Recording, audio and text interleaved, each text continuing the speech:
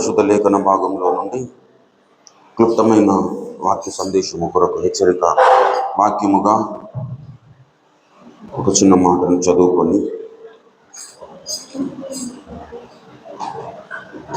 గంభీరమైన సంస్కారంలోనికి మనము వెళదాం. హల్లెలూయా.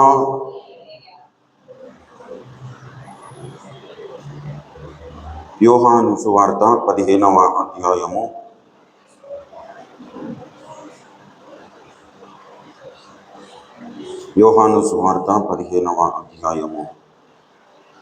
5వ వచనము చదువుతున్నాను. దయచేసి చిత్తగించండి పిల్లలు. యోహాను సువార్త 15వ అధ్యాయము 5వ వచనము. ద్రాక్షవల్లిని నేను, తీగలు మీరు. ఎవడు నా యందు నిలిచియుండునో, నేను ఎవని యందు నిలిచియుండునో వాడు బహుగా ఫలించును. నాకు వేరుగా ఉండి మీరేమీ చేయలేరు. చదవబడిన ఈ యొక్క పరిశుద్ధ లేఖన భాగంను దేవుడు మన వినికిడిలో ఆశీర్వదించి ఫలింపచేయునుగాక. ఆమె చిన్న మాట ప్రార్థన చేసుకుంటాం. ప్రేమ స్వరూపుడవైన మా ప్రియ పరలోకపు తండ్రి, జీవము కలిగిన మా మిక్కిలి గొప్ప దైవమా, మా ఆరాధ్య దైవమా, మా సంరక్షకుడా, మా కోట, మా కుండ, మా సమస్తము అయ్యున్న తండ్రి, నీకు వందనాలు, స్తోత్రములు ప్రభువా. మీ మహాకృప చేత మరొక నూతన పునరుత్థాన దినమును మా బ్రతుకులలో మీరు అనుగ్రహించి, ఈ యొక్క నా తండ్రి నాయన ఉదయకాల సమయంలో ఈ యొక్క పునరుత్థాన దినమున ప్రభువా నీ యొక్క సన్నిధానములో నాయన చేరి నిన్ను స్తుతించి ఆరాధించి మహిమపరచడానికి మీరిచ్చిన కృపలను బట్టి నీకు వందనాలు, స్తోత్రములు ప్రభువా. ఈ యొక్క సమయంలో నా తండ్రి నాయన ఇంతవరకు నిన్ను పాడి పొగిడి స్తుతించి ఆరాధించి మహిమపరచడానికి, నిన్ను కనపరచడానికి మీరు ఇచ్చిన కృపలను బట్టి నీకు వందనాలు. ఈ సమయంలో చదవబడిన నీ యొక్క పరిశుద్ధ లేఖన భాగమును బట్టి నీకు వేలాది వందనాలు, కృతజ్ఞతాస్తుతులు, స్తోత్రములు ప్రభువా. చదవబడిన ఈ యొక్క పరిశుద్ధ లేఖన భాగము ద్వారా నాతో, మాతో, మా అందరితో మీరు తేటగా మాట్లాడండి. నీ చిత్తమును మాకు బయలుపరచండి. మాలో ఉంటున్న అయోగ్యతలను ప్రభువా మాకు ఎరుకపరచండి. నిలబడిన నీ యొక్క దీన సేవకుడు కేవలం వట్టివాడి నిష్ప్రయోజకుడే ప్రభువా. ఇక్కడ ఉంటున్న నీ యొక్క పరిశుద్ధ బిడ్డలందరిలో కింద మిక్కిలి చిన్నవాడు అయోగ్యుడు ప్రభువా. నీ దాసుని నీ యొక్క శిలువ రక్తంతో బాగుగా కడిగి పరిశుద్ధపరిచి పవిత్రీకరించి నీ యొక్క వాక్యాగ్ని చేత కాల్చి పుటము వేసి ప్రభువా నీ దాసుని నీ యొక్క పరిశుద్ధ ఆత్మ అభిషేక తైలము చేత అభిషేకించుకొని నాతో, మాతో, మా అందరితో ప్రభువా మీరు తేటగా మాట్లాడండి. మీరు మాట్లాడే దేవుడవు గనుక నీకు వందనాలు, స్తోత్రములు ప్రభువా. మీరు మాట్లాడుచుంటుండగా విను బుద్ధి, వినగల చెవి, గ్రహించే మంచి మనస్సును, లోబడగలిగిన జీవితంలో మా అందరికీ దయచేయమని యేసు పరిశుద్ధ నామములో ప్రార్థిస్తున్నాం తండ్రి. ఆమేన్, ఆమేన్. దేవునికి స్తోత్రం. హల్లెలూయా, హల్లెలూయా. ప్రభువునందు నాకు అత్యంత ప్రియులారా, చేరవచ్చిన మీ అందరికీ మన ప్రభువును రక్షకుడునైన యేసుక్రీస్తు వారి శుభ దైవ నామమున వందనాలు, శుభాలు, దైవాశీస్సులు తెలియజేస్తూ ఉన్నాను. చదవబడిన ఈ యొక్క పరిశుద్ధ లేఖన భాగములో మనము గమనించి చూసినట్లయితే అక్కడ కొన్ని విషయాలు మనకు తెలియపరుస్తూ ఉన్నాడు యేసుక్రీస్తు ప్రభువారు. నేను నిజమైన ద్రాక్షవల్లిని, నా తండ్రి వ్యవసాయకుడు, నాలో ఫలింపని ప్రతి తీగ ఆయన తీసి పారవేయును అన్నాడు. ఫలించు ప్రతి తీగ మరీ ఎక్కువగా ఫలింపవలనని దానిలోని పనికిరాని తీగలను ఆయన తీసివేయును అన్నాడు. నేను మీతో చెప్పిన మాటలను బట్టి మీరిప్పుడు పవిత్రులై ఉన్నారు, నాయందు నిలిచి ఉండుడి అని యేసుక్రీస్తు ప్రభువారు చెబుతూ ఉన్నాడు. నేను నిజమైన ద్రాక్షవల్లిని, నా తండ్రి వ్యవసాయకుడు అన్నాడు. మీరు నాయందు నిలిచి ఉండండి, మీరు ఫలించగలుగుతారు అని చెబుతున్నాడు. 5వ వచనములో ద్రాక్షవల్లిని నేను, తీగలు మీరు. ఎవడు నాయందు నిలిచి ఉండునో, నేను ఎవని యందు నిలిచి ఉండునో వాడు బహుగా ఫలించును అన్నాడు. దేవుని యొక్క ఉద్దేశము ఇక్కడ తెలియపరచబడుతుంది పిల్లరా. మనము బహుగా ఫలించాలి. ఎలా ఫలించగలుగుతాము అంటే మనము ఆయన యందు నిలిచి ఉండడము, నేర్చుకోవాలి. ఎవడు నా యందు నిలిచి ఉండునో, నేను ఎవని యందు నిలిచి ఉండునో వాడు బహుగా ఫలించును అన్నాడు. అంటే నా యందు మీరు నిలిచి ఉండాలి అనేది దేవుని కోరిక. అదేవిధంగా నేను మీ యందు నిలిచి ఉండేటట్లుగా మీరు జీవించాలి. హల్లెలూయా. దేవుడు మన యందు నివసించాలి. దేవుడు మన యందు ఉండాలి. దేవుడు మన యందు నిలిచి ఉండాలి అంటే మరి దేవుడు అన్ని స్థలములలో నిలిచి ఉండలేడు పిల్లల. దేవునికి అసహ్యత పుట్టించే దగ్గర దేవుడు నిలిచి ఉండడు. నిలిచి ఉండడానికి అవకాశము, యోగ్యత ఎక్కడైతే ఉంటుందో అక్కడనే దేవుడు నిలిచి ఉంటాడు పిల్లలు. అందుకే మరి కీర్తనకారుడు మొదటి అధ్యాయంలోనే చెబుతాడు, అపహాసకులు కూర్చుండు చోటను కూర్చుండక అన్నాడు. అదేవిధంగా మరి ఏమన్నాడు, యెహోవా ధర్మశాస్త్రమును యందు ఆనందించుచు దివారాత్రము దానిని ధ్యానించువాడు ధన్యుడు.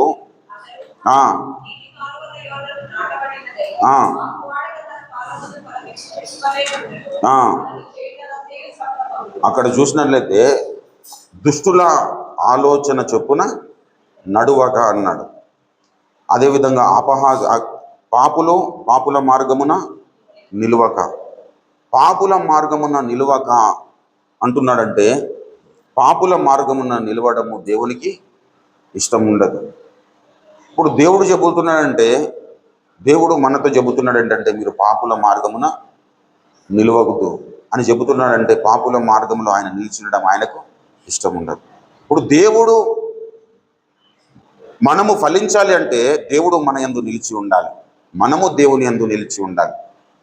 దేవుడు మన యందు నిలిచి ఉండకపోయినా, మనము దేవుని యందు నిలిచి ఉండకపోయినా మనము ఫలించలేము. మనము ఫలించాలి అంటే దేవునికి ఇష్టమైన స్థితిలో మన జీవితం ఉండాలి.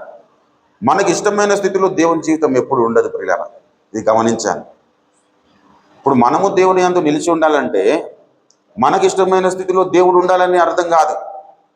అలా ఉండడము మనకు క్షేమము కాదు, అలా ఉండడము విధి కాదు పిల్లరా. మనము అవిధేయుని పిల్లలము. మనం ఎవరి పిల్లలము? ఆదాము పిల్లలము. ఆదాము అంటే అవిధేయుడు, దేవుని మాటకు అవిధేయుడు. ఆదాము పిల్లలమైన మనం అందరము, మనలో దేవునికి ఆయాసము కలిగించే అనేకమైన మార్గాలు ఉన్నాయి. అవిధేయులం అంటే దేవుని మాట వినడంలో అవిధేయులము, దేవుని మార్గములో నడవడంలో అవిధేయులము, దేవుని వలె ప్రేమించడములో అవిధేయులము. అన్ని విషయములో ఏదో ఆ పండు తినమన్న అక్కడి వరకు మాత్రమే కాదు, అన్ని విషయములో మనము అవిధేయులము.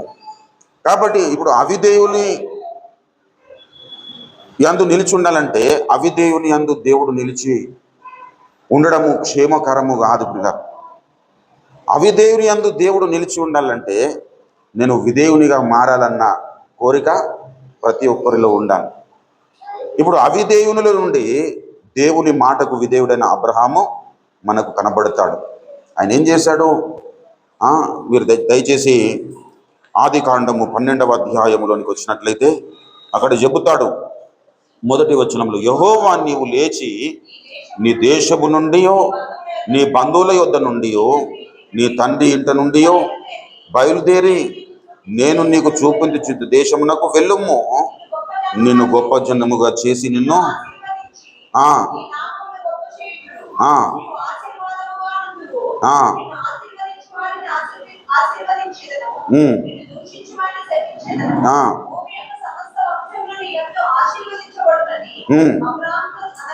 అబ్రహాముతో అనగా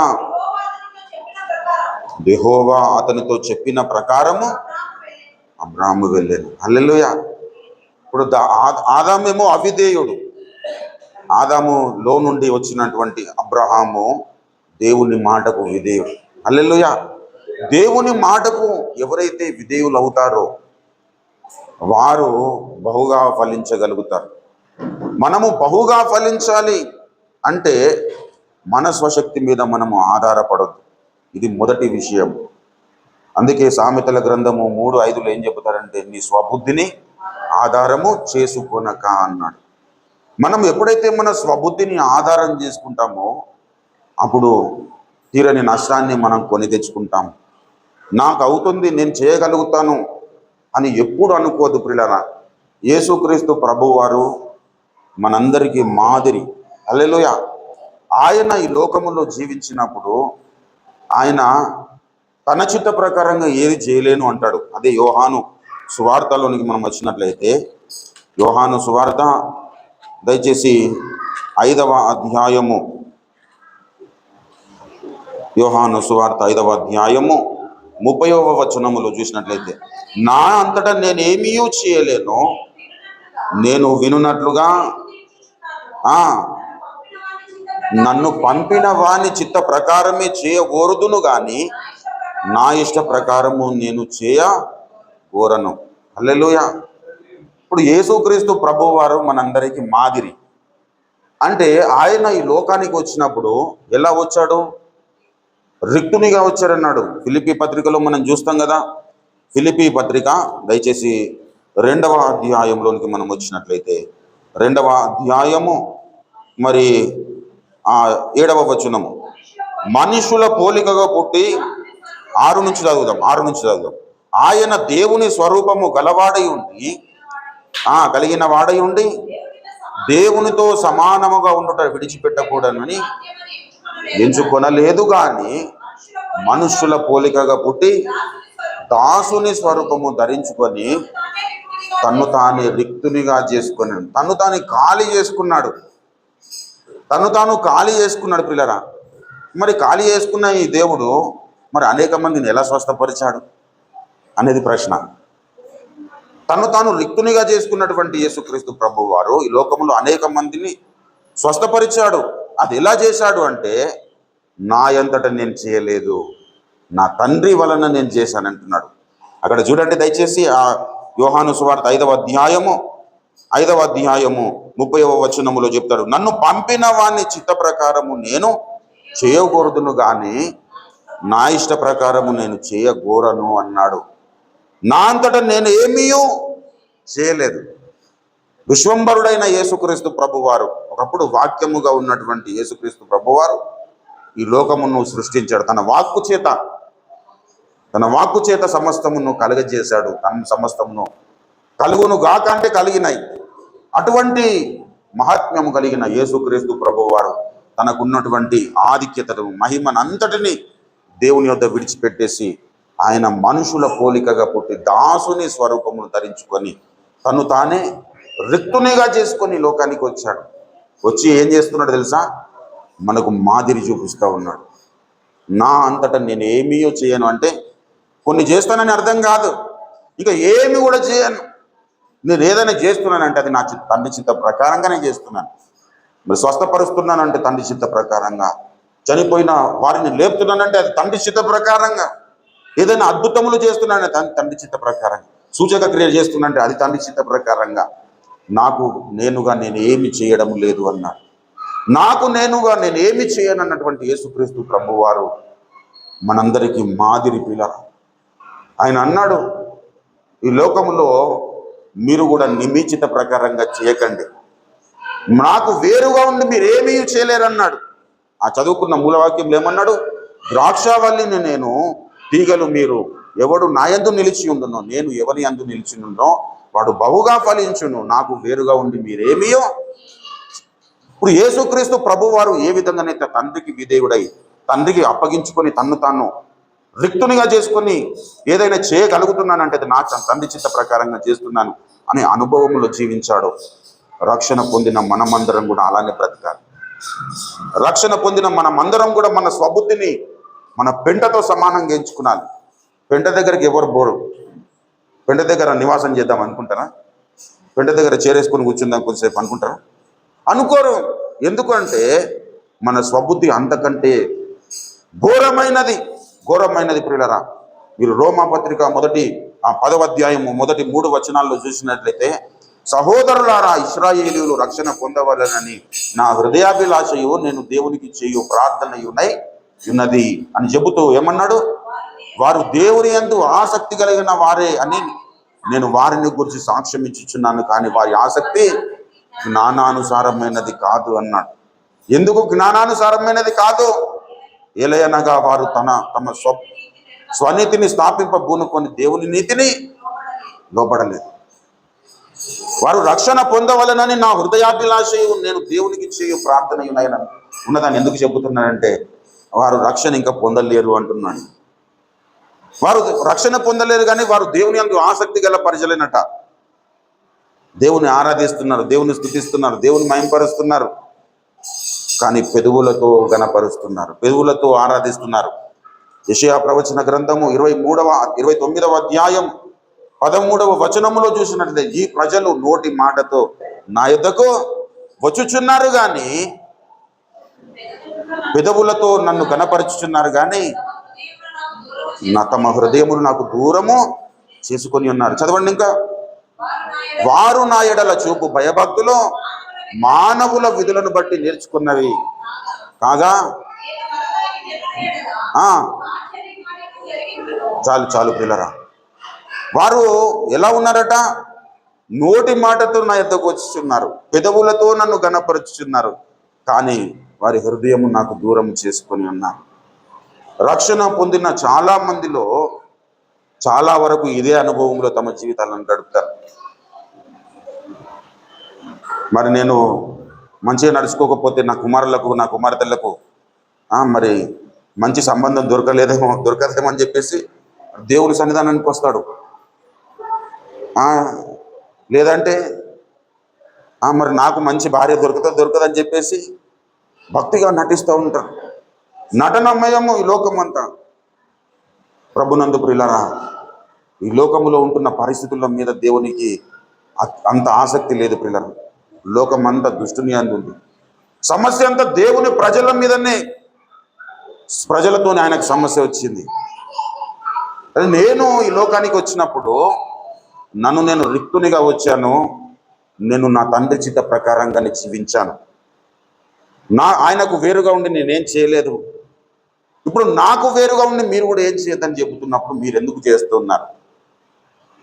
మీరు నా యందు నిలిచి ఉంటే మీరు ఎలా ఓపిక కలిగి ఉండరు? మీరు నా యందు నిలిచి ఉంటే ఎందుకు ఫలించరు?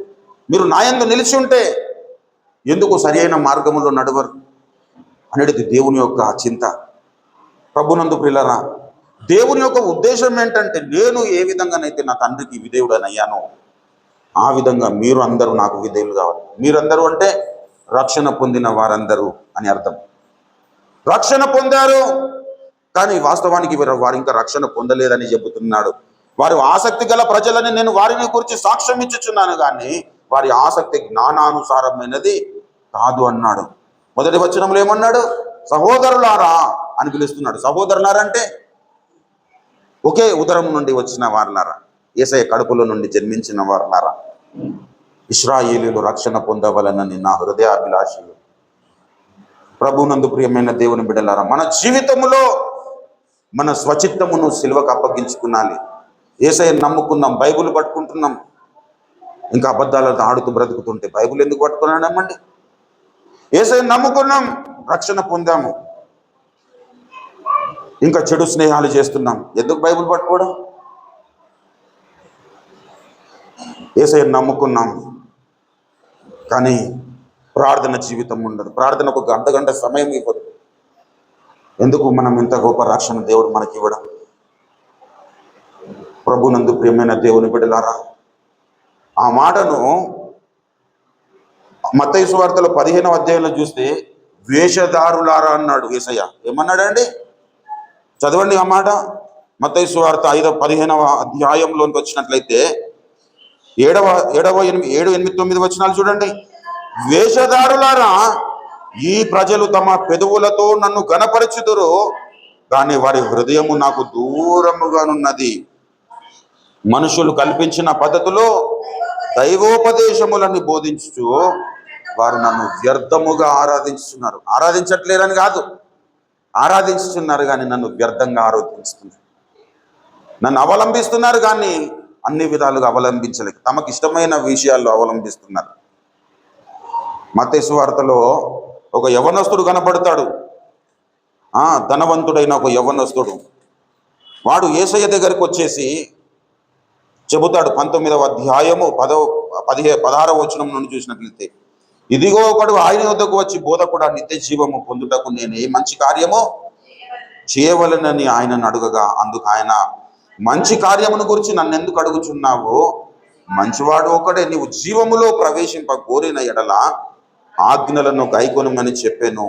అతడు ఏ ఆజ్ఞయని ఆయనను అడుగగా, యేసు, నరహత్య చేయవద్దు, వ్యభిచరింపవద్దు, దొంగిలవద్దు, అబద్ధ సాక్ష్యములు పలుకవద్దు, తల్లిదండ్రులను సన్మానింపుము, నిన్ను వల్లే నీ పొరుగువాన్ని ప్రేమింపవలనను అనునవియే అని చెప్పాను. అందుకు ఆ యవనుడు, ఇవన్నీ నేను అనుసరించుచూనే ఉన్నాను. ఎంత మంచి సాక్ష్యము చూడండి. ఇవన్నీ నేను అనుసరించుచూనే ఉన్నాను. ఏమనుసరించుచున్నాడు? తల్లిదండ్రులను సన్మానిస్తున్నాడు, అబద్ధ సాక్ష్యములు పలగడం లేదు, నరహత్య చేయడం లేదు, వ్యభిచరించడం లేదు, దొంగిలడం లేదు. అన్ని మంచి సాక్ష్యములు కలిగి ఉండి ఇవన్నీ నేను చేయుచున్నానని ఎవరితో చెప్తున్నాడు? యేసుక్రీస్తు ప్రభు వారితో చెబుతున్నాడు. యేసయ్య ఎవరు? హృదయ పరిశోధకుడు, హృదయమును ఎరిగిన వాడు. పిల్లలు, అరే నువ్వు ఇలా చేయట్లేదు కానీ చేస్తున్నావని చెబుతున్నావని అప్పుడే అనాలి.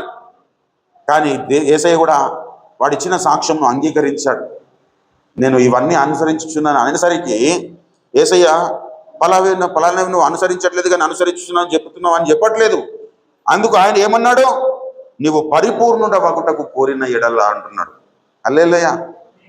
నీవు అన్ని అనుసరిస్తున్నావు, శబాష్ అని చెప్పి ఏమంటున్నాడు? నువ్వు పరిపూర్ణునివి. అంటే పరిపూర్ణుడు అంటే క్రీస్తునకు కలిగిన సమానమైన సంపూర్ణతకు సమానమైన సంపూర్ణత కలిగిన వాడివి తయారు కావాలి. అంటే నువ్వు పరిపూర్ణుడ వగుటకు కోరిన ఎడల ఏమన్నాడు? నీవు పోయి నీ ఆస్తిని అమ్మి బీదలకిమ్మో, అప్పుడు పరలోకమందు నీకు ధనము కలుగును, నీవు వచ్చి నన్ను వెంబడింపుము అని అతనితో చెప్పాను. అయితే ఆ యవనుడు మిగుల ఆస్తి గలవాడు గనుక ఆ మాట విని వ్యసన పడుచు ప్రభునందు ప్రియులారా, ఏం లాభం అండి? అన్ని మంచి లక్షణాలు కలిగి ఉన్నాడు, కానీ హృదయము మాత్రము దేవుని ఎదుట సరి అయినదిగా లేదు. యేసయ్యకు తెలుసు, అరే వీడు అన్ని అనుసరిస్తున్నాడంటే వీనుకున్న ధనాన్ని కాపాడుకోవడానికి, వీనుకున్న ఐశ్వర్యమును కాపాడుకోవడానికి ఇవన్నీ అనుసరిస్తున్నాడు. కానీ ఈ ధనం ఒకవేళ వెళ్ళిపోతే వీని యొక్క బ్రతుకు ఏంటో నేను చూపిస్తానని చెప్పేసి, నీవు పరిపూర్ణుని కావాలంటే వెళ్ళి నీ ఆస్తిని అమ్మి బీదలకు ఇమ్మన్నాడు. అప్పుడు తర్వాత వచ్చి నన్ను వెంబడించమన్నాడు. వెంటనే నన్ను వెంబడించు, నాకు కావాల్సింది తీయమని అనలేడు. ఈనాడు సార్వత్రిక సంఘంలో ఉంటున్నటువంటి దైవజనులు ఒకవేళ మంచి ఆస్తిపరుడు వచ్చినాడనుకో, మరి అనేకులకు సహాయం చేయమని చెప్పారు. నువ్వు నన్ను వెంబడించి నాకు సహాయం పడంటారు. ప్రభునందు ప్రియులరా, చాలా మంది ఉన్నారు అటువంటి దైవ సేవకులు, అభిషేకం లేని దైవ సేవకులు, పిలుపు లేని అభిషేకం లేని ఆత్మావేశము లేని దైవ సేవకులు అనేకులు ఉన్నారు. ప్రభునందు ప్రియులరా, తప్పును ఎత్తి చూపించలేరు. తప్పు చేస్తే పర్వాలేదు, ఆదాం పిల్లలు కదా, ఏం కాదులే అనుకుంటారు. కానీ పౌలన్నాళ్ళ లేదు. ఎవడైనా తప్పు చేస్తే అందరి ముంగట గద్దించమన్నాడు. ఎందుకు? మళ్ళీ ఇంకొకటి తప్పు చేయకుండా ఉండడానికి. ప్రభునందు ప్రియులరా, ఆత్మావేశము లేని దైవ జనాంగము అనేక మంది, దైవ జనాంగం అని కాదు, దైవ జనాంగం అని పిలువబడుతున్నవారు. ప్రభునందు ప్రియులరా, దేవుడు ఏర్పరచుకోలేదు కానీ నన్ను దేవుడు ఏర్పరచుకున్నారని వచ్చారు సేవకు. దేవుడు పిలవలేదు కానీ నన్ను పిలిచారని వచ్చారు. ఎందుకు? జీవనోపాధి. ప్రభునందు ప్రియమైన దేవుని బిడ్డలారా, ఈనాడు బడా సేవకులు అందరికీ ఉంటున్న ఆస్తి అంతా దేవుడు తీసేసుకొని మీరు ఏదైనా కష్టపడి సేవ చేయండి అంటే చాలా మంది ఊష్టైపోతారు. ప్రభునందు ప్రియులారా, ఇక్కడ చెబుతున్న విషయం ఏంటంటే, వేషధారులారా, మీరు నన్ను వ్యర్థముగా ఆరాధన చేస్తున్నారు. మీరు ఆరాధన చేయట్లేదని కాదు. వేషధారి అంటే యథార్థవంతునికి అంటున్నాను. అంటే నన్ను ఆరాధించే వాళ్ళు దేవుడు ఎలా కోరుకుంటాడంటే యథార్థముగా ఆరాధించాలని కోరుకుంటాడు. నీ దేవుడైన యెహోవాను నీ పూర్ణ మనస్సుతో, పూర్ణ ఆత్మతో, పూర్ణ భక్తితో, పూర్ణ విశ్వాసముతో నీ దేవుడైన యెహోవాను సేవింపవలెను అన్నాడు. అలా సేవించిన భక్తులు ఉన్నారు పిల్లరా. కాలేబు అంటాడు, కాలేబును గురించి సాక్ష్యము, నిండు మనస్సుతో యెహోవాను అనుసరించి. ఆయన నిండు మనస్సుతో అనుసరించాలి. ఇందాకలా పాట పాడుకున్నాము కదా, దిగజారిన మా ఎడల దయ చూపితివి. దయచేసి చూడండి, 85వ పాటలో, దిగజారిన మా ఎడల దయ చూపితివి, పగబూనక మా పాపం క్షమించితివి. దిగజారిన మా ఎడల దయ చూపితివి, పగబూనక మా పాపం క్షమించితివి. దిగులంతయు మా మదిలో తొలగించితివి, దిగులంతయు మా మదిలో తొలగించితివి.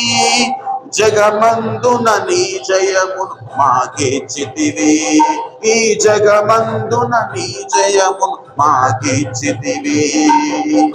యేసయ్యా యేసయ్యా యేసయ్యా యేసయ్యా యేసయ్యా యేసయ్యా యేసయ్యా యేసయ్యా, నిండు మనసుతో ఆరాధింతును. అండవీవేగా నాకుండవీవేగా, నిండు మనసుతో ఆరాధింతును. అండవీవేగా నాకుండవీవేగా. ఇటువంటి కృతజ్ఞత కలిగిన జీవితము మనం కలిగి ఉండాలి. దేవుడు ఏం చేశాడంటే దిగజారిన మన ఎడల ఏం చేశాడు? దయ చూపాడు. ఒకప్పుడు మన బ్రతుకులు ఎటువంటివి? పాపముల చేతను అపరాధముల చేతను చచ్చిన వారు. ఆయన కృప చేత మరలా మనలను బ్రతికించాడు. ఆయన ఏం చేశాడు? మనల్ని మరలా బ్రతికించాడట. మీరు దయచేసి చూడండి, పేతురు రాసిన మొదటి పేతురు పత్రిక, దయచేసి మొదటి అధ్యాయము, దయచేసి 3-4 వచనాల్లో చూసినట్లయితే, మన ప్రభువగు యేసుక్రీస్తు తండ్రి అయిన దేవుడు స్తుతింపబడును గాక. మృతులలో నుండి యేసుక్రీస్తు తిరిగి లేచుట వలన జీవముతో కూడిన నిరీక్షణ మనకు కలుగునట్లు, అనగా అక్షయమైనదియో నిర్మలమైనదియో వాడబారదినైన స్వాస్థ్యము మనకు కలుగునట్లు ఆయన తన విశేష కనికరము చొప్పున మనల్ని మరలా జన్మింపజేశాడు. ఒకప్పుడు ఈ లోకానికి వచ్చినాము తల్లి గర్భము నుండి, అప్పుడు జన్మించాము. కానీ ఆ జన్మ మన దేవునికి అవిధేయత కలిగిన స్థితిలో మనల్ని నడిపించారు. దేవునికి శత్రువులుగా ఉన్నటువంటి పరిస్థితి, ఉగ్రత పాత్రులముగా ఉన్నటువంటి పరిస్థితి, దేవుడు మన మీద కనికరం చూపాడు. అందుకే ఏమన్నాడు మరి? యోహాను సువార్త 3:16 ప్రకారము, దేవుడు లోకమును ఎంతో ప్రేమించెను కాగా తన అద్వితీయ కుమారుని యందు విశ్వాసముంచు ప్రతి వాడును నశింపక నిత్య జీవము పొందునట్లు ఆయనను అనుగ్రహించెను అన్నాడు. దేవుడు యేసుక్రీస్తు ప్రభు వారిని లోకానికి అనుగ్రహించాడు. ఆయన ఎలా వచ్చాడు? తన మహిమతో రాలేదు, తనకుంటున్న మహిమనంతటిని తన దగ్గర విడిచిపెట్టి ఈ లోకానికి రిక్తునిగా వచ్చాడు. రిక్తునిగా వచ్చినటువంటి యేసుక్రీస్తు ప్రభు వారు ఈ లోకములో మనకు మాదిరిగా జీవించి మనము ఏ విధంగా బ్రతకాలో మనకు నేర్పించాడు. దిగజారిన మన బ్రతుకులకు దయ చూపాడు. పగబూనక అంటే ఉగ్రత పాత్రులముగా ఉన్నటువంటి మన మీద తన ఉగ్రత దండమును వినియోగించలేదు. దేవుడు తన మహా విశేష కనికరమును మన మీద చూపించాడు. ఆయన చూపించి మనల్ని ఏం చేశాడు? మరలా జన్మింపజేశాడు. ఒకడు కృతగా జన్మించితేనే కానీ పరలోక రాజ్యమును చూడలేడు అన్నాడు. మనల్ని కృతగా జన్మింపజేసి పరలోక రాజ్యములో చూసేవారనిగా, పరలోక రాజ్యములకు ప్రవేశించే వారనిగా మనల్ని నిలబెట్టుకున్నాడు. అలా చేసిన దేవుడు మన నుండి ఎక్స్పెక్ట్ చేస్తున్నది ఏంటంటే, నేను నా తండ్రి చిత్తము ప్రకారంగా కాకుండా నాకు నేనుగా నేనేం చేయలేనని చెప్పిన యేసుక్రీస్తు ప్రభువారు ఇప్పుడు నా చిత్త ప్రకారంగా మీరు చేయండి అని చెబుతున్నాడు. నాకు వేరుగా ఉంటే మీరు ఏం చేయలేరన్నాడు. మీరు నడవడమైనా, మీరు కూర్చుండడమైనా, మీరు లేచుడైనా, మీరు శ్వాస తీసుకోవడం, శ్వాస వదలడం, ఇవన్నీ మీ జీవితంలో ఏవే కార్యాలు చేస్తారో ఆ అన్నిటిలో నన్ను ఇన్వాల్వ్ చేయండి. హల్లెలూయా. నాకు వేరుగా మీరు ఏదైనా చేయాలనుకుంటే మీరు ఏం కూడా చేయలేరు, మీరు నష్టపోతారు. ప్రభునందు ప్రియులారా, ఎవరెవరైతే ఆయనకు విధేయులై తమ జీవితములను దేవునికి సంపూర్ణంగా అంకితం చేసుకున్నారో, నిండు మనసుతో దేవుని అనుసరించారో, వారి జీవితంలో ఏది కూడా కొదవ లేకుండా దేవుడే తీర్చాడు పిల్ల. హల్లెలూయా. ఈనాడు క్రైస్తవ సమాజంలో అనేకులు రక్షణ పొందుతున్నారు, కానీ నిండు మనసుతో దేవుని అనుసరించేవారెవరు? ఆయన యందు నిలిచి ఉండేవారెవరు? చిన్న పని పడితే మనం దేవుని సన్నిధానాన్ని ఎగ్గొట్టేస్తాం. చిన్న పని ఉంటే మనం దేవుని సన్నిధానాన్ని నిర్లక్ష్యం చేస్తాం. దేవుని మాటలను పెడచెవిన పెడతాం. దేవుని మాటలకు అవిధేయులం అవుతాం. ప్రభునందు ప్రియుల, మన చిత్తమును జరిగించడానికి దేవుని చిత్తాన్ని పక్కన పెట్టేస్తాం. కానీ ఆనాడు భక్తులు అలా చేయలేదు ప్రియుల. యోబు అంటాడు, దేవుని మాటలు నా స్వాభిప్రాయము కంటే ఎక్కువగా నేను ఎంచి తినంటాడు. 23వ అధ్యాయంలో చూసినట్లయితే ఆయన నోటి మాటలను నా స్వాభిప్రాయము కంటే, నాకు ఒక అభిప్రాయం ఉన్నది, కానీ ఆ అభిప్రాయం కంటే నా దేవునికి వచ్చిన మాటలే నాకు ఎక్కువ. మన చిత్తమును జరిగించుకునే వారం అయితే మన పరలోక రాజ్యంలో అనేక విధాలుగా నష్టపోయిన వారం వెళ్తాం ప్రియుల. కానీ దేవుని చిత్తమును జరిగించే వారముగా మనం ఉండి పరలోక రాజ్యానికి వెళ్ళగలిగితే మన అంత ఐశ్వర్యవంతుడు ఎవరు ఉండరు. హల్లెలూయా. ప్రభునందు ప్రియమైన దేవుని బిడ్డలారా, ఈ లోకములో యేసయ్యను దేవుడు ఆ విధంగా మహిమపరిచాడు. ఎప్పుడైతే తండ్రి చిత్తమునకు లోబడ్డాడో అన్ని నామముల కన్నా పైన దేవునికి ఇచ్చేశాడు. ప్రతి నామమును, ఆయన నామములను ప్రతి మోకాలు వంగునన్నాడు. అంత గొప్ప భాగ్యమును యేసుక్రీస్తు ప్రభు వారికి ఇచ్చాడు. అంతకుముందే ఒకడు ఉన్నాడు, వాడు పతనం అయిపోయాడు. దేవుని మాటకు అవిధేయుడై లూసిఫర్ కోట్ల సంవత్సరాలు దేవునితో అనుబంధం కలిగి ఉన్నాడు, కానీ హృదయంలో ఒక పరిస్థితి కలిగి ఉన్నాడు. నేను ఎప్పుడెప్పుడు దేవుని మీద తిరుగుబాటు చేయాలనుకున్నాను. యేసయ్యను అభిషేకించుకున్నందుకు వానికి కోపం వచ్చింది. ఏ విధంగానైతే కయ్యను హేబేలు మీద కోపపడ్డాడో, యేసుక్రీస్తును దేవుడు మహిమపరిచినప్పుడు లూసిఫర్ తట్టుకోలేకపోయాడు. ఇంకా యేసయ్యకు విరోధంగా నేను ఏదైనా చేద్దాం అనుకున్నాను. లోపల పాపం పెట్టుకున్నాడు, తిరుగుబాటు చేశాడు. అనేక మందిని వాడు పడిపోయేటట్టుగా కారకుడయ్యాడు. ఒక దినం వచ్చింది, వాణ్ణి కూడా దేవుడు పాడవేశాడు. అప్పుడు ఆ పడిపోయిన వారందరూ అంటున్నారు, నీవును మా బోటి వాడివైతివా? ప్రభునందు ప్రియమైన దేవుని బిడ్డలారా, మన హృదయం యొక్క వైఖరి దేవుని పట్ల సరిగ్గా ఉండాలి. నీకు ఎన్నో పనులు ఈ లోకం కలుగ చేస్తుంది, ఎన్నో పనులలో నేను బిజీ చేయాలనుకుంటుంది. అయినా కానీ నేను దేవుని పాద సన్నిధిలో నేను ఉండడం మర్చిపోను, విడిచిపెట్టనని అనుభవంలో మనం బ్రతకాలి. ప్రభునందు ప్రియులారా, మనకి ఇవ్వబడిన రక్షణ జీవితము చాలా విలువైనది, ఉన్నతమైనది. దాని వెనుకాల ఒక పరిశుద్ధుని రక్తము చిందింపబడిన సాక్ష్యం ఉన్నది ప్రియుల. అటువంటి రక్షణను మనము నిర్లక్ష్యం చేయదు. ఎప్పుడు నిర్లక్ష్యం చేసిన వారం అవుతాం తెలుసా? ఏదో వ్యభిచారం చేసినందుకు నిర్లక్ష్యం చేయడం కాదు. దేవుడు నీకు అప్పగించిన పనిని నీవు ఏదైతే సరిగా నిర్వర్తించవో అప్పుడు నిర్లక్ష్యం చేసిన వాని అవుతావు, నిర్లక్ష్యం చేసిన దాని అవుతావు. అబ్రాహామును దేవుడు పిలిచాడు, నేను చూపించే దేశంలోకి నువ్వు వెళ్ళాలి. బయలుదేరిన సరికి దేవుని మాట చొప్పున నడిచి బయటకు వచ్చేసాడు. ప్రభునందు ప్రియులారా, ఒక అన్యుడు, విగ్రహారాధికుడు ఉన్నటువంటి అబ్రాహాము దేవుని మాటకు విధేయత చూపితే మనం రక్షణ పొందాము. రక్షణ అనుభవంలో మన జీవితాలను గడుపుతూ ఇంకా మనము దేవునికి విధేయులం కాకపోతే దేవుడు దుఃఖిస్తూ ఉంటాడు. పిల్లలు, మిమ్మును బట్టి అన్యజనుల మధ్యలో మనము పాపములో సంతోషించగలుగుతావేమో, కానీ నువ్వు చేసిన దోషమును బట్టి, పాపమును బట్టి, అతిక్రమమును బట్టి దేవుడు గాయపడతాడు, కన్నీరు గారుస్తాడు. ప్రభునందు ప్రియమైన దేవుని బిడ్డల, మనము దేవునికి సంపూర్ణంగా విధేయులము కావాలి. సంపూర్ణంగా విధేయులమై మన జీవితాలను గడపాలి.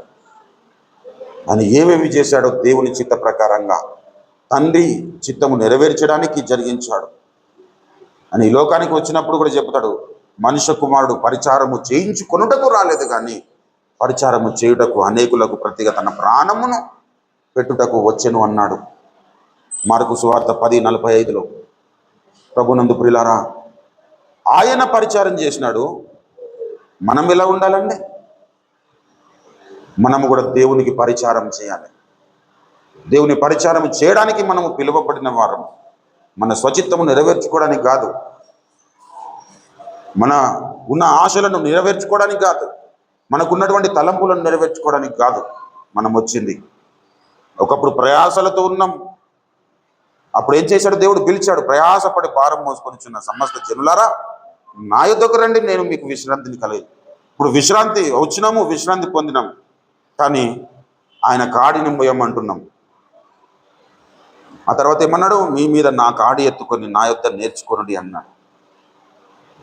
ప్రభునందు పిల్లలు, నేర్చుకోవడము ఆదాము పిల్లలకు ఉండే లక్షణము కాదు. పిల్లలు, నువ్వు దేవుని కుమారునివి, కుమార్తెవు కాగలిగితే నువ్వు నేర్చుకోగలుగుతావు. నువ్వు దేవుని యందు నిలిచి ఉండగలిగితే, ఎవడు నా యందు నిలిచి ఉండునో అన్నాడు. నేను ఎవని యందు నిలిచి ఉండునో.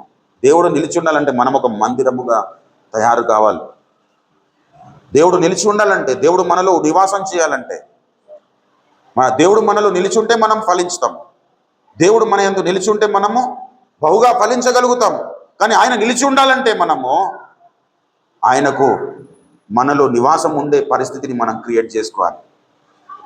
నీ లోపల నీ హృదయం అంతా చెడుతో నింపుకొని దేవా నా హృదయంలో నివసించమంటే దేవుడు రాడు. నీ హృదయం నిండా అవిధేయత ఉన్నది, దేవా నా హృదయంలోనికి రమ్మంటే ఎప్పుడు కూడా రాడు. పిల్లరా, దేవుడు రావడం నేనే రాను.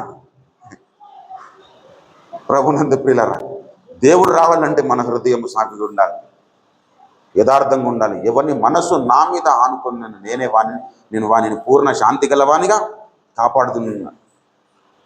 దేవుడు నాకు ఏం చేత కాదు ప్రభువా, నీ వలన నేను కూడా జీవిస్తాను అని మనం అలా తయారైపోవాలి. అందరం పాట పాడుకుంటాం. నీ మాట చాలయ్యా, నీ చూపు చాలయ్యా, నీ తోడు చాలయ్యా, నీ కానీ వాస్తవానికి అలా ఎప్పుడు కూడా బ్రతక. నీ మాట చాలయ్యా అంటే అంతవరకు మనం బ్రతుకుతాం, కానీ బ్రతకాలి. ఆశ మనకు ఉండాలి. నేను నీ మాట చొప్పున జీవించడం నాకు నేర్పించమని నీవు ఆశ కలిగి ఉంటే దేవుడు తన మాట ప్రకారంగా మనం జీవించడానికి నేర్పిస్తాడు. అప్పుడు మన ఆలోచన విధానం మారిపోతుంది. ఆ భక్తుడు అలాంటి అనుభవంలో బ్రతికినాడు కాబట్టి, ఆస్తులన్నీ పోయినా అనాథగా మిగిలినా, ఆప్తులే విడనాడినా, ఆరోగ్యం క్షీణించిన, నీ మాట చాలయ్యా, నీ చూపు చాలయ్యా, నీ తోడు చాలయ్యా, నీ నీడ చాలయ్యా, నీ మాట చాలయ్యా, నీ చూపు చాలయ్యా, నీ తోడు చాలయ్యా, నీ నీడ చాలయ్యా, నీ ఉంటే నాకు చాలు యేసయ్యా, నీ వెంటేనే ఉంటానేసయ్యా, నీ ఉంటే నాకు చాలు యేసయ్యా, నీ వెంటేనే ఉంటానేసయ్యా. హల్లెలూయా. ప్రభునందు పిల్లరా, చేయుటకు నీకు అప్పగింపబడిన ప్రతి పనిని నువ్వు జాగరూకత వహించి చేయాలి. యోహాను సువార్త దయచేసి 17వ అధ్యాయము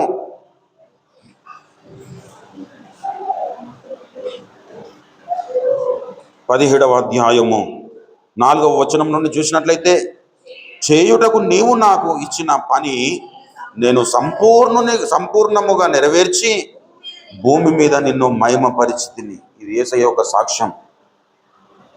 ఏదేదైతే పనులు అప్పగించావో ఆ పనులన్నింటినీ నేను సంపూర్ణంగా చేశాను. సంపూర్ణంగా చేసి ఈ భూమి మీద నిన్ను మహిమపరిచాను అని దేవుని యొక్క సాక్ష్యం. ఇప్పుడు యేసుక్రీస్తు ప్రభు వారు మనకు మాదిరి అయితే, మనకు దేవుడు కొన్ని పనులు అప్పగిస్తాడు. వాటిని మనం ఏం చేయాలి? సంపూర్ణంగా నెరవేర్చాలి. దయచేసి మీరు ప్రసంగి గ్రంథంలోనికి వచ్చినట్లయితే చేయుటకు నీ చేతికి అప్పగింపబడిన ఏ పని అయినా నీవు శక్తి లోపము లేకుండా ఎలా చేయమన్నాడండి? ఇప్పుడు యేసయ్య ఎలా చేశాడు? శక్తి లోపము లేకుండా సంపూర్ణంగా చేశాడు. కాబట్టి మనకు ఏం చెప్తున్నాడు? మీకు చేయుటకు ఏ పనులైతే నీకు అప్పగింపబడతాయో 9వ అధ్యాయము 10వ వచనము చూడండి, ప్రసంగి 9:10. చేయుటకు నీ చేతికి వచ్చిన ఏ పని అయినను నీ శక్తి లోపము లేకుండా చేయము అన్నాడు. ఇప్పుడు యేసయ్య చేశాడా లేదా? నువ్వు నాకు ఏవేవైతే పనులు అప్పగించావో, దేవా నేను సంపూర్ణంగా చేసి ఈ భూమి మీద నీ నామమును, ఇప్పుడు మనకు అప్పగింపబడిన పనులు మనం ఏం చేయాలి? చేయుటకు మనకు చేతికి అప్పగింపబడిన ప్రతి పనిని మన శక్తి లోపము లేకుండా చేయాలి. ఒకవేళ చేయకపోతే ఆ పనులు అసంపూర్ణముగా మనం చేసినట్లు లెక్క. భూమి మీద దేవుని నామము దేవుడు మహిమ పరిస్థితిచ్చినాడు. అన్ని పనులు జాగ్రత్తగా చేసి సంపూర్ణంగా చేసి మనం చేయకపోతే భూమి మీద దేవుని నామము అవమానపరచబడుతుంది. ఇంత మ్యాటర్ ఉంది ప్రియులారా, ఇది గమనించాలి. యేసయ్య మనకు మాదిరిగా ఈ లోకంలో జీవించి దేవుడు అప్పగించిన ప్రతి పనిని శక్తి లోపము లేకుండా సంపూర్ణంగా చేసి దేవుని నామమును భూమి మీద మహిమపరిచాడు. ఇప్పుడు మనకు అప్పగింపబడిన పరిచర్య ధర్మము కానీ, కుటుంబ ధర్మము కానీ, వ్యక్తిగత సమర్పణ జీవితము కానీ, సమర్పించుకునే జీవితము కానీ, కానుకలిచ్చే విషయము కానీ, లేదంటే ఇతరుల గురించి ప్రార్థన చేసే విషయము కానీ, దేవుడు ఏ పనులైతే దేవుడు మనకు అప్పగించాడు, ఏవేవైతే చూపిస్తున్నాడో వాటన్నింటిని మనము నెరవేర్చకపోతే భూమి మీద మన వలన దేవుని నామము దూషింపబడుతుంది, అవమానపరచబడుతుంది. పిల్లలు, దేవుడు మనల్ని కొన్నది, దేవుడు మన మీద దయ చూపింది మనము ఆయనను అవమానపరచడానికి కాదు. ఆయన సంపూర్ణతకు సమానమైన సంపూర్ణత మనము గలవారమగునట్లుగా దేవుడు మనల్ని కోరుకున్నాడు. ఎంతో ఉన్నతమైన పదవిని దేవుడు మనకి ఇవ్వాలనుకుంటుంటే మనమేమో చిన్న చిన్న విషయాలను ముందటేసుకొని ఇంకా మనం పలానా వాళ్ళు ఇట్లా అన్నారు, పలానా వాళ్ళు అట్లా అన్నారు. దావీదు భక్తునికి ఎంతమంది శత్రువులండి? నా శత్రువులు చురుకైన వారు బలవంతులై ఉన్నారు, నిర్హేతుకముగా నన్ను ద్వేషించి వారు అనేకులు అన్నాడు. ఆ మేలునకు ప్రతిగా వారు కీడు చేయించినారు. వారి ఎలా ఉన్నారంటే నా శత్రువులు అనేకులు అన్నాడు. అటువంటి అనేకులు శత్రువులు ఉన్నారు, ద్వేషిస్తున్నారు, దూషిస్తున్నారు. అయినా కానీ ఆయన హృదయం ఎలా ఉంది? నా చిత్తానుసారమైన హృదయం కలిగిన వాడు అన్నాడు దేవుడు. హల్లెలూయా. అన్ని ముందటేసుకోవద్దు, అన్ని వెనకేసుకున్నాలి. ప్రియులారా, నీకు ఏదైతే దేవునికి దూరం చేసే పరిస్థితులు ఉంటాయో వాటన్నింటినీ పెంటతో సమానంగా ఏం చేసేయాలి? ప్రారంభంలో ఏం చెప్పాను నేను? నీ స్వబుద్ధిని పెంటతో సమానంగా ఎంచుకున్నాను. అలానే నీకు దేవుణ్ణి దూరం చేసే ప్రతి దాన్ని నువ్వు పెంటతో ఎంచుకున్నాను సమానంగా. పెంట దగ్గర మనం సహవాసం చేయలేము, నివాసం చేయలేము, కూర్చుండలేము, హ్యాపీగా ఉండలేము. రోడంబడ పోతుంటేనే పెంట ఎక్కడ గడిపిందంటే మనం పక్కకి వెళ్ళిపోతాం. అని విచిత్రం ఏంటంటే దేవునికి ఆయాసం కలిగించే వాటిని మనం అనుసరిస్తూనే ఉన్నాం. ప్రభునందు ప్రియులారా, దేవుడు కృపగలవాడు, మరలా మనతో మాట్లాడుతూ ఉన్నాడు. నాకు వేరుగా ఉండి మీరు ఏ నిర్ణయాలు చేయకండి, నాకు వేరుగా ఉండి మీరు ఏ పనులు చేయకండి, నాకు వేరుగా ఉండి మీరు ఏదైనా పనులు చేయకూరుకుంటే మీరు ఏమి కూడా ఆ పనులలో సక్సెస్ కాలేదు. మీరు నా యందు ఉండండి, నేను మీ యందు ఉండగలిగితే, నేను మీ యందు ఉంటే మీరు తప్పకుండా ఫలించగలుగుతారు. ఏ విషయాల్లో? మీ మాటలలో ఫలించగలుగుతారు, మీ చూపులలో, మీ ప్రవర్తనలో, మీ పనులలో, మీ కుటుంబంలో, సమాజంలో, సార్వత్రికంగా అన్ని విషయములో మీరు ఫలించగలుగుతారు. దేవుడు తన మహాకృప చేత మరలా మనతో ఈ మాటలు మాట్లాడుతూ ఉన్నాడు. ఒకప్పుడు లోకమును విడిచి మనం వేరే రక్షణ పొందాం. రక్షణ పొందిన తర్వాత ఇంకా మనం అనేక విధములుగా దేవునికి వేరుగా ఉండే బ్రతికాము, దేవునికి వేరుగా ఉండే నిర్ణయాలు తీసుకున్నాము, దేవునికి వేరుగా ఉండే పనులే చేశాము, దేవునికి వేరుగా ఉండే కార్యములలో మనం పాలివారం అయ్యాము. ఇప్పుడు దేవుడు మనతో మరలా మాట్లాడాడు.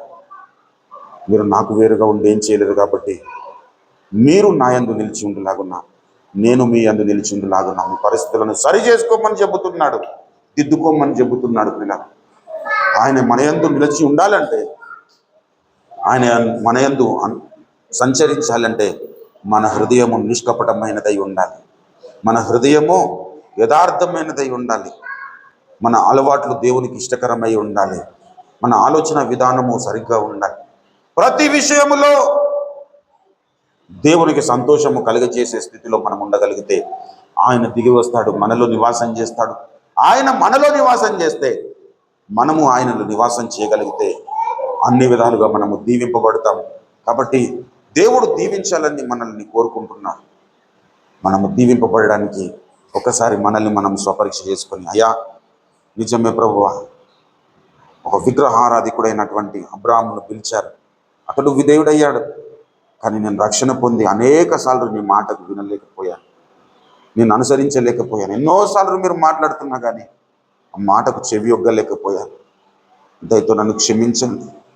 ఇక నుండి నీవు నా యందు నివసించే విధంగా నా బ్రతుకుని నేను మార్చుకుంటాను, నాకు సహాయం చేయండి ప్రభు అని మనం దేవుణ్ణి వేడుకుందాం. దేవుడి కొద్ది మాటలు మన వినికిడిలో ఆశీర్వదించి ఫలింపజేయను గాక. రండి ప్రియులారా, మనం ప్రార్థన చేసుకో. యేసయ్యా నన్ను క్షమించండి.